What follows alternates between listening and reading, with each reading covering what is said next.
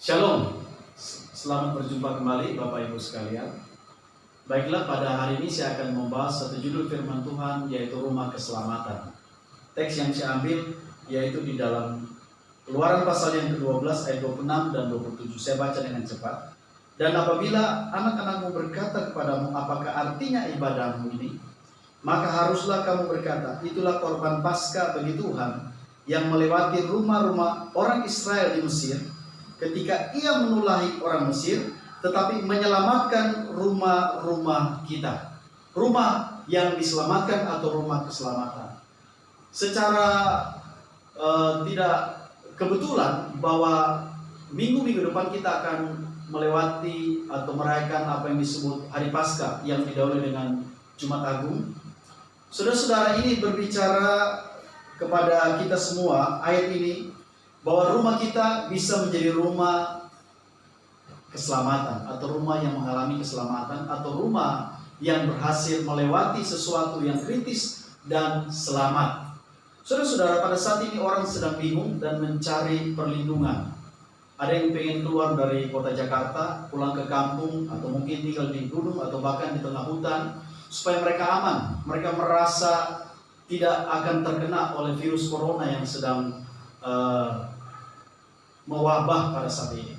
Tetapi firman Tuhan berkata bahwa sebenarnya kalau kita berpegang kepada keyakinan kita, tiga hal yang harus kita yakini, maka rumah kita akan menjadi rumah yang diselamatkan. Yang pertama, saudara, kita harus yakini di dalam ayat ini bahwa Tuhan itu hadir. Di sini dikatakan ketika orang Israel menjelaskan kepada anak-anak tentang arti Paskah, mereka harus berkata bahwa itu adalah suatu peringatan bahwa Tuhan dalam peristiwa yang terjadi di Mesir, Tuhan melewati rumah-rumah orang Israel di Mesir. Artinya Tuhan itu hadir karena Tuhan lewat. Jadi saudara, saya mau beritahu melalui ayat ini, percaya bahwa Tuhan hadir dalam situasi yang seperti ini. Karena Tuhan hadir, maka Tuhan mengenal yang mana rumah orang yang percaya, yang mana rumah orang yang beriman, yang mana rumah orang yang beribadah, yang berpegang kepada firman Tuhan. Yakin bahwa Tuhan hadir.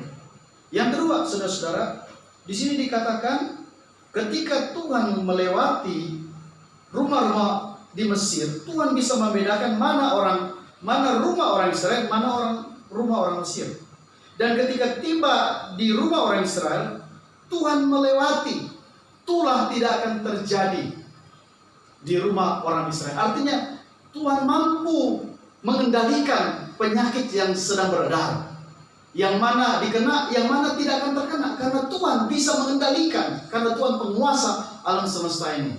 Itulah terjadi untuk orang Mesir, tapi itulah tidak terjadi untuk orang Israel. Jadi saudara, Tuhan mengontrol situasi. Yang ketiga, Tuhan bilang, tetapi menyelamatkan rumah-rumah kita. Saudara-saudara, orang Israel direncanakan Tuhan untuk pergi ke satu negeri di tanah Kanaan. Dan dikatakan di negeri itu Tuhan akan memberkati mereka. Tuhan akan memberikan kepada cucu mereka berkat yang berlimpah-limpah. Tuhan punya rencana bagi orang Israel, bagi keluarga orang Israel. Itu sebabnya rumah-rumah yang mana Tuhan punya rencana, maka itu dilewati dari masalah.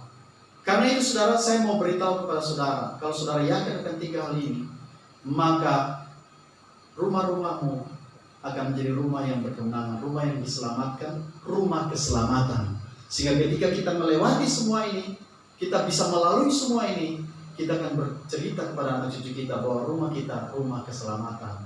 Karena Tuhan melewatkan penyakit, tulah, bencana dari rumah kita. Tuhan Yesus mengontrol situasi keadaan yang sedang terjadi saat ini, betapapun kritisnya, dan Tuhan hadir dalam keadaan apapun dalam kehidupan kita. Biarlah ini terjadi bagi Bapak Ibu sekalian. Saya mau berdoa kiranya Tuhan memberkati sehingga kita semua sehat, kita semua aman dan melewati ini sebagai pemenang, dan maut tidak akan menimpa kita karena Kristus bersama dengan kita. Haleluya, terpujilah Tuhan Yesus Kristus. Amin.